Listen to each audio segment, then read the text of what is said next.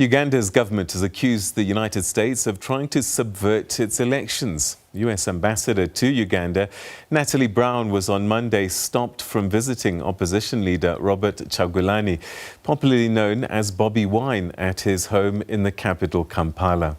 The US State Department had called for independent, credible and impartial investigations into reports of irregularities in Uganda's general election. President Yoweri Museveni, who won a sixth term, has denied claims of election irregularities.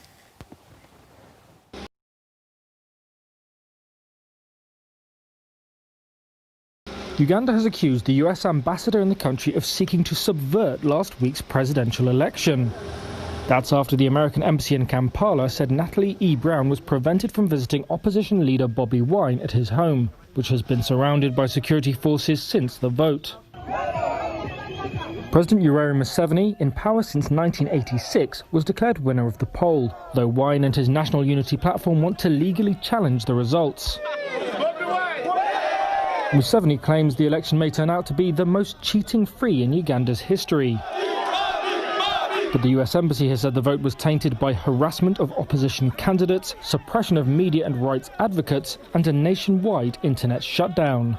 It said Ambassador Brown visited Wine's compound to try and check on his health and safety. But government spokesman Ofwono Opondo claimed, without providing evidence, that Ambassador Brown has a track record of causing trouble in countries where she worked. But what she has been trying to do blatantly is to meddle in Uganda's internal politics, particularly elections, to subvert our elections and the will of the people. The public rebuke to the United States is relatively unusual, as the two nations are allies. Washington supports Ugandan soldiers serving in an African Union peacekeeping mission in Somalia and has donated about $1.5 billion to Uganda's health sector in the past 3 years. Troops have prevented Wine, real name Robert Kyagulanyi, from leaving his home since he returned from voting on Thursday.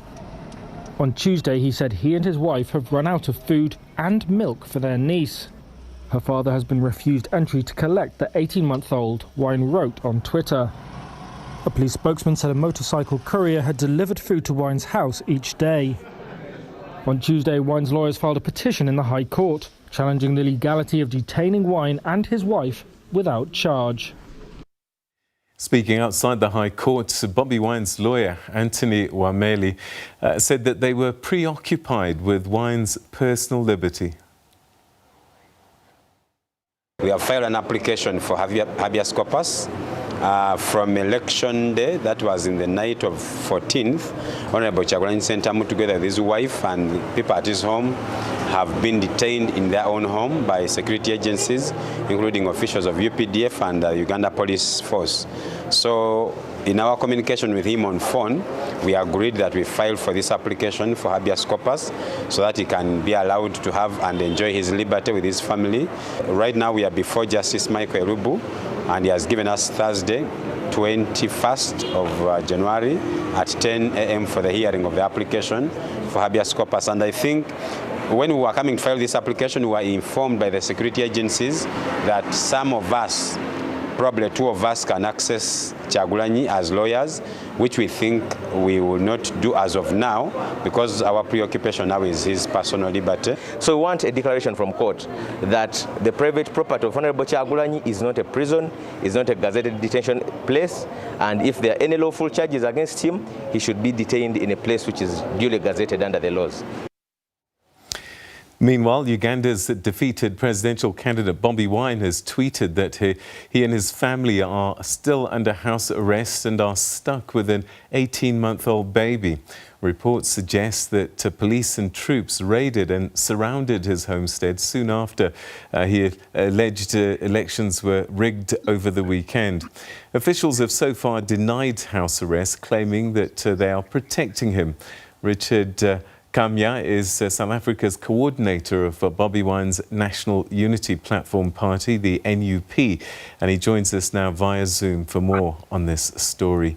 Thanks so much indeed for joining us, and welcome to the programme. Thank you so much, Indoro, for hosting me. Good evening to our viewers and good evening to you. What's the latest? My name is Richard Samia. Yes. What's the latest in terms of how Bobi Wine and his family are doing? Have you been in contact with him at all? From the information that I've got, it's now the 6th day that the military raided the president-elect's home. They've been camping there, not giving him any permission to move around or allowing anyone to come close to him. From what is happening now, he has run out of food supplies while he's sitting down with an 18-month-old baby who happens to be a niece. The situation is dire because ever since the military raided their home, they did not move with anything like mobile laboratories or anything of that sort. So you can imagine what is happening around that yard. As we speak now, the wife tried to go to the garden to collect some food, and he was immediately stopped by the military and also beaten up by the military. So the recent news from the president-elect is to say he needs food supplies. He has been completely denied that chance. The U.S. ambassador in Uganda tried to access him the other day to deliver some food to him, and she was also blocked. It's impunity at play, and the situation is dire. All right, let me just be clear about what you're telling me. You're saying that his family is stuck inside the house with no food and an 18-month-old baby, that Mrs. Kyagulanyi went to the garden to try and get some food, and the authorities there beat her up. Definitely, that's what they did. They are inside. First of all, they are trespassing. They have broken the law by being inside someone's yard. And when she tried to access food, she was beaten up. They are sitting down inside the house with an 18-month-old baby who needs some milk. And when the father tried to return to pick up the baby, he was denied access. And as they sit in the house now, there is no food for the baby and there is no food for them. Has your party tried to speak to government to allow Mr. Kyagulanyi to, I don't know, get some food at least? Beg your pardon? I said, has your party tried to get hold of the government to allow Mr. Kyagulanyi, Mr. Bobi Wine, to get some food at least? Unfortunately, we are dealing with a dictator who controls all state institutions. And however much you might try to access the government for such a right, they will never ever give you that chance. First, under Article 292A of the Constitution of Uganda, every Ugandan has a right to move freely throughout the country and settle anywhere they feel fit to live. And in this case, the army has already broken the law by approaching the president-elect's home and denying him any chance. And as we speak now, there is no access that has been reached to the government for them to give us that chance, because we still know that they will never allow that to happen. You keep calling Bobi Wine president-elect. Does that suggest that you believe that he won the election? Yes, we strongly believe that the President Robert Kyagulanyi won the election, because from the evidence that we have, before elections, the internet was blocked. And there were a lot of declaration forms that people from the polling stations were carrying, called the polling agents. And as soon as the internet was switched on again, lots of evidence has come in to confirm that the winner of this election is Robert Kyagulanyi Ssentamu. The opposition had its own tallying center that was run through the YouVote app, and the tallying has been continuing, and by the end of the week, we will have the final results from the YouVote app that has been crucial in tallying the election results. We have no doubt that the right president of the Republic of Uganda is Robert Kyagulanyi Ssentamu. What are the numbers looking like at the moment? Do you have any idea? Is it quite a big margin that you say Mr. Kyagulanyi has won by? It is quite a very big margin. As I speak to you, from the team that is running the YouVote app, almost 55% of the results have been counted from each and every district in Uganda. The team has received results from all the 146 districts that are in Uganda. And so far, the President Robert Kyagulanyi is already standing at close to 71% of what is already counted. We have seen lots of evidence of vote rigging from the regime. We have seen a policeman stuffing already ticked ballot papers into a ballot box. Activities that have been done by the regime to try to rig the election. Forget about the switching off of the internet. They have done a lot of malpractices during this election. But still, at the end of the day, the millions of Ugandans chose to vote for Kyagulanyi Ssentamu Robert. All right, so are you going to challenge these results then? We are definitely going to challenge these results in the Supreme Court. Unfortunately, the dictator has of recent suppressed the courts. Courts have been suspended for 3 months in Uganda. You can imagine what kind of impunity we are going through. All institutions are under one man. They are all answerable to one man. He orders like a monarchy. He orders like a king. When he says jump, you have to ask how high. All the organizations are answerable to one man. But we strongly believe the Constitution of the Republic of Uganda allows Ugandans, in any case, if they are dissatisfied with any work from the country or with any failures from the government, to protest peacefully. We have options of challenging the vote because we have massive evidence. We also have a right to protest if we are unhappy, protest peacefully because we are peaceful people and the Constitution allows us to. The authorities say that they are protecting Mr. Kyagulanyi, Bobi Wine, and that's why his movements are restricted, and they're fearful that you will organize post-election violence. No. That is, for the past 35 years, this regime has thrived on deceit, lying every now and then. Who is violent here? It is the regime that is violent. Just recently, a member of parliament, Honorable Francis Zake, as he tried to drive to Honorable Robert Kyagulanyi's house, he was brutally beaten by the military, completely dragged out of his car and beaten to pulp. A honorable member of parliament. As I speak to you, he's sitting in an ICU in a hospital in Kampala. Just recently, on the 18th and 19th of the peaceful protests that we had in Kampala, over 100 people were killed. The president came on national TV to say he's sorry. How do you apologize for killing over 100 people? It is the regime that is violent. We are never violent. We respect the law, and we know that the Constitution allows us to protest peacefully. And in this case, we will exercise our constitutional right. All options are at play. Thank you.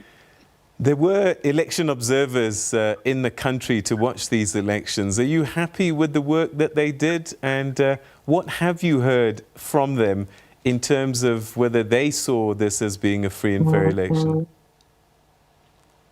I'm sorry for smiling, because I heard you speaking about the African Union. Did I hear you very well? Yes, indeed.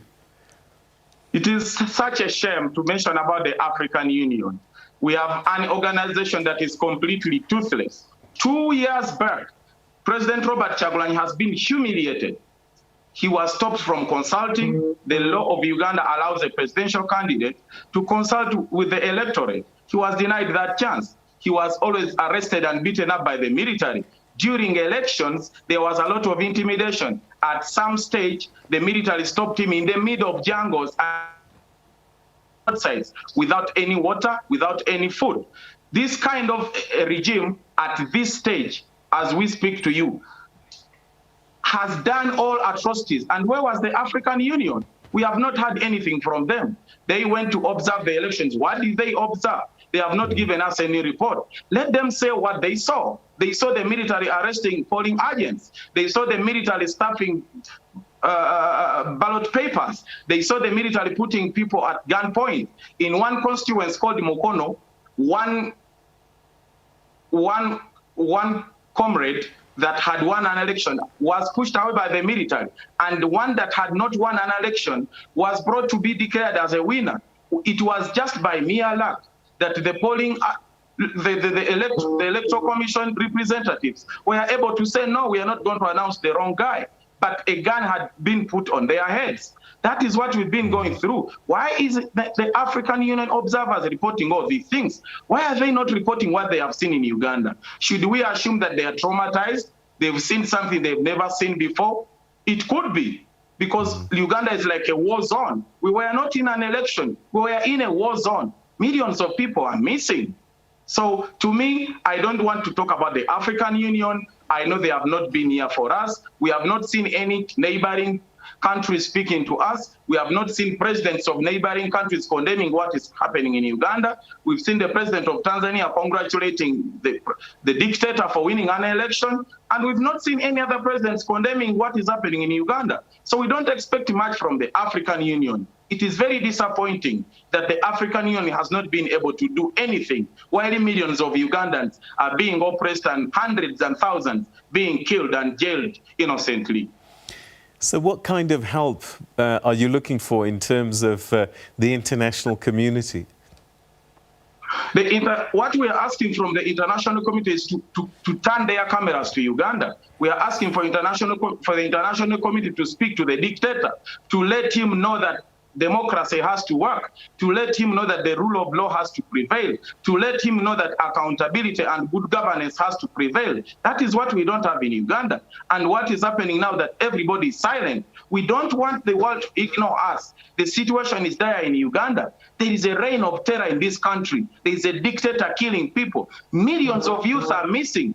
On each and every village in Uganda, they are missing people.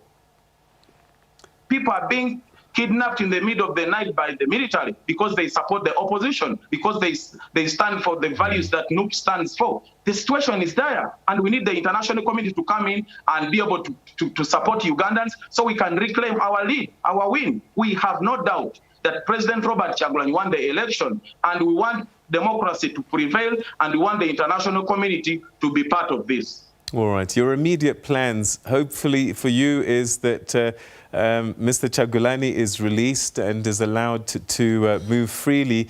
But what are you going to do in the short term to try and manage this election outcome? First of all, as a nation, we are running a hashtag, which is hashtag Stand With Uganda. We ask the international community, Africans and all people all over the globe to be able to hashtag that, be able to post it so that everyone can stand with us. As we speak now, we are waiting for the dictator. The lawyers of the movement have been able to go to court so that the president can be released, so that all people can be able to access him like lawyers and medical doctors, or maybe even food supplies. We want the president to be released. We want the president to come and stand with us so that we want to claim our victory, because we want it wholeheartedly, we want it wholesomely. And we know that by the end of the week, the U-Vote app team will be done with their work, and it will be able to announce the final results of the legitimate election that we had. Right now, the dictator is an illegitimate president of the Republic of Uganda, and the legitimate president is Robert Kyagulanyi Ssentamu. All right. Mr. Kamya, we're going to have to leave it there. Thanks very much indeed for giving us your time and your thoughts on the program tonight. Asante sana. Thank you so much.